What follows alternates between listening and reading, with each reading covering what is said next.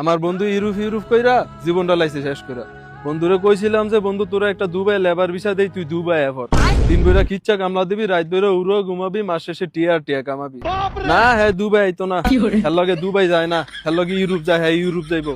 আর Europe যাওয়ানোর লেগে দালাল একটা ভাও করছে যে প্রথমে 6 লাখ টাকা জমা দিতে হইব, ভাই 6 লাখ টাকা ইউরোপ যাওয়ানোর পর। আর 6 লাখ টাকা জমা দেওয়ানোর পর দালালে কইছে যে ভাই 6 মাস আগে কোনো বিচার খবর লইবেন না, 6 মাস পর গিয়া খবর লইবেন যে ভিসা আইছে না না আইছে। 6 মাস পর ফোন দিছে, ভাই বিচার কি খবর? ভাই বিচার কাজ তো খুবই দ্রুত গতিতে চলতেছে, আপনি কোনো টেনশন করেন না, ইনশাআল্লাহ 4 মাসের ভিতরে ভিসা বার হয়ে যাইব। 4 মাস পর ফোন দিছে, কিও ভাই বিচারটার কি কোনো খবর আছে? কয় ভাই বিচার তো কোনো খবর নাই, তবে ব্যাগটা গুছায় রেডি রেখেন, যে কোনো সময় একটা অঘটন ঘটতে যাইতে পারে। আচ্ছা বহুত জল্পনা কল্পনার পর দালাল একদিন ফোন দিছে যে অমুক দিন অমুক তারিখ সকালে আপনার ফ্লাইট, সকাল সকাল আপনার এয়ারপোর্ট থাকতে হবে।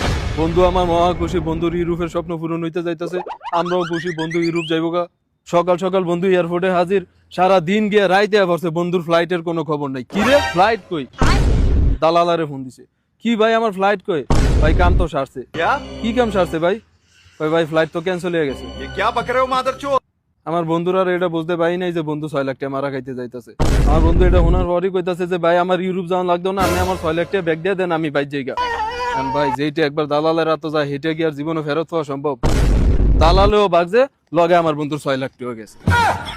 হ্যাঁ রে, আমি কইছিলাম যে তুই দুবাই এবার দুবাই তোর একটা লেবার ভিসা দিই। না হ্যাঁ দুবাই আইতো না, হ্যাঁ লগে দুবাই যায় না, হ্যাঁ লগে ইউরোপ যায়, হ্যাঁ ইউরোপ যাইবো। দে আল্লাহ যা ইউরোপ, গেলি না ইউরোপ এখন? ইউরোপ তো যাইতেই পারলি না।